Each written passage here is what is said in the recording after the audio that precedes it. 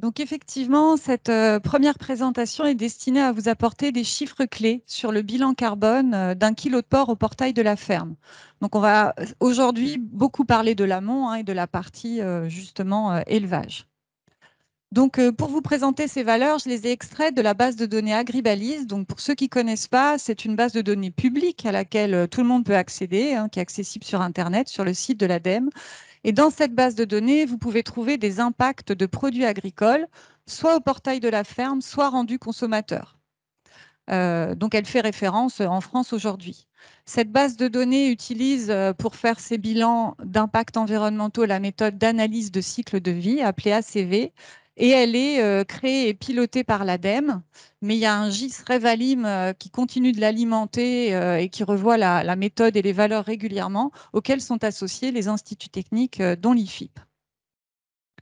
Donc, avant de vous présenter aussi les valeurs, vous dire finalement qu'est-ce qu'on prend en compte quand on parle d'un bilan carbone d'un kilo de porc. Donc, vous avez ici représenté le périmètre de l'évaluation. Donc, en sortie de ce périmètre, vous avez des porcs vivants au portail de la ferme. Et les étapes qui sont intégrées sont les suivantes. Donc, vous avez la partie élevage avec les bâtiments, la gestion des animaux et des effluents au sein des bâtiments. Vous avez également toute la partie en dehors du bâtiment qui va gérer les effluents, soit sous forme de stockage de lisier, de fumier ou de traitement. Et puis, vous avez tout ce qui se passe à l'amont. Donc, la production des intrants, comme les cochettes, l'électricité, l'eau, la paille, si l'éleveur achète de la paille. Donc, tout ça est pris en compte dans le périmètre. Et vous avez aussi une grosse partie qui est la production des aliments du bétail et également la production des matières premières au champ en tant que tel, avec le blé, le colza, le tournesol. Dans ce périmètre-là, l'objectif du bilan carbone, ça va être de se dire quelles sont toutes les émissions de gaz à effet de serre qui ont lieu sur tous ces postes-là. Et pour comptabiliser ces émissions-là, on va s'intéresser à différents gaz. Alors, d'une part, le méthane, ici représenté, donc le CH4, qui va plutôt avoir des émissions au niveau de l'élevage. Également le protoxyde d'azote, donc N2O, et également des émissions d'ammoniac, puisque une part des émissions d'ammoniac dans l'atmosphère va se convertir en protoxyde d'azote.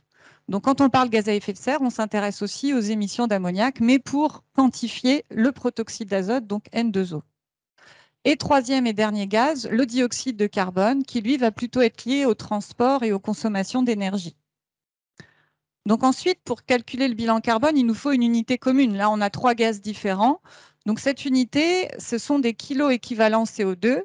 Et pour convertir les kilos de méthane ou de protoxyde d'azote en kilos équivalents CO2, on utilise ce qu'on appelle les pouvoirs de réchauffement globaux. Donc c'est un facteur qu'on multiplie. Donc pour le méthane, dans Agribalise, c'est 34. Et pour le protoxyde d'azote, c'est 298. Et pour le CO2, c'est 1. Et donc, ainsi, on peut sommer ces émissions de gaz à effet de serre et obtenir des kilos équivalents CO2 qu'on va diviser par les kilos de porc vif produits par la ferme. Donc, la valeur du kilo de porc moyen France conventionnel dans Agribalise est de 2,73 kilos équivalents CO2 par kilo de porc produit. Si vous regardez de quoi est constituée cette valeur, vous voyez que c'est à peu près avec la moitié d'émissions directes, donc qui ont lieu sur la ferme en bleu, et des émissions indirectes qui vont être liées aux intrants, donc en violet.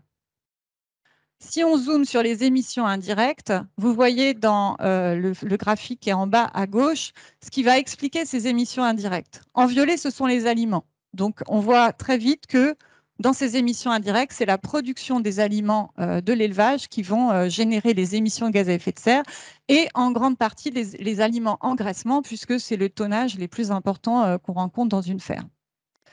Derrière ces émissions indirectes, quels sont les gaz qui sont impliqués? Donc ça, c'est dans le camembert que vous avez l'information. Et on voit qu'il y a 2 gaz qui sont associés à ces émissions indirectes. D'une part, le protoxyde d'azote en majorité, donc en orange. Donc ça va être lié à la fertilisation des cultures principalement. Et le CO2 qui va être lié à toutes les opérations culturales, l'utilisation des tracteurs au champ. Si on fait maintenant un focus sur la partie élevage, donc on voit que les gaz ne sont plus les mêmes. Là, c'est vraiment plutôt le méthane qui va être émis sur les fermes.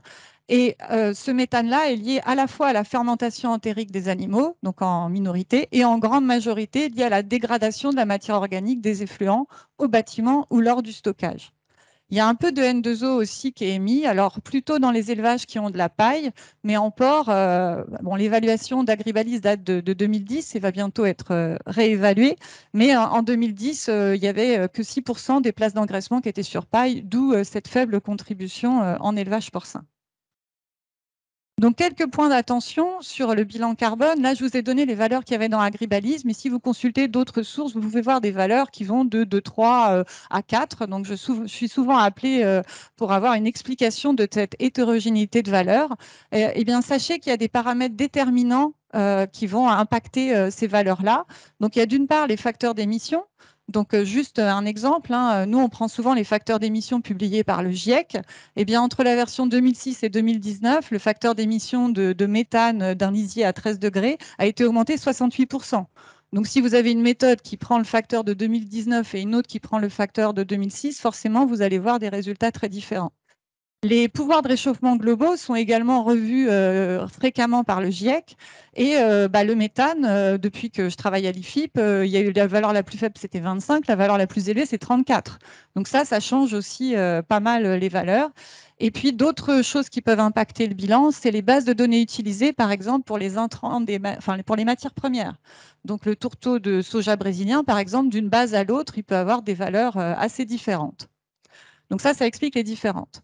Dans la méthode label bas carbone que va vous présenter Annie, sachez qu'on a pris les références les plus récentes et que comme Agribalis date de 2010 et va bientôt être actualisée, on peut aussi avoir des différences avec Agribalis. Mais Agribalis va aussi sortir une nouvelle version de toutes ces valeurs le 6 octobre prochain. Donc Agribalis aussi va bouger. Donc on va se rapprocher. Pour autant, est-ce qu'il faut considérer qu'on n'est pas prêt pour travailler sur le carbone parce qu'il y a des valeurs très hétérogènes? Non. Ça fait maintenant bien 10 ans qu'on travaille sur ce sujet à l'IFIP. Et en fait, les postes principaux qui expliquent le bilan carbone restent les mêmes. Et surtout, les pratiques sont gradées de la même façon. Donc, ça veut dire qu'on sait sur quoi travailler et on sait comment faire mieux pour avancer. Donc, en tout cas, on peut aller sur cette thématique-là.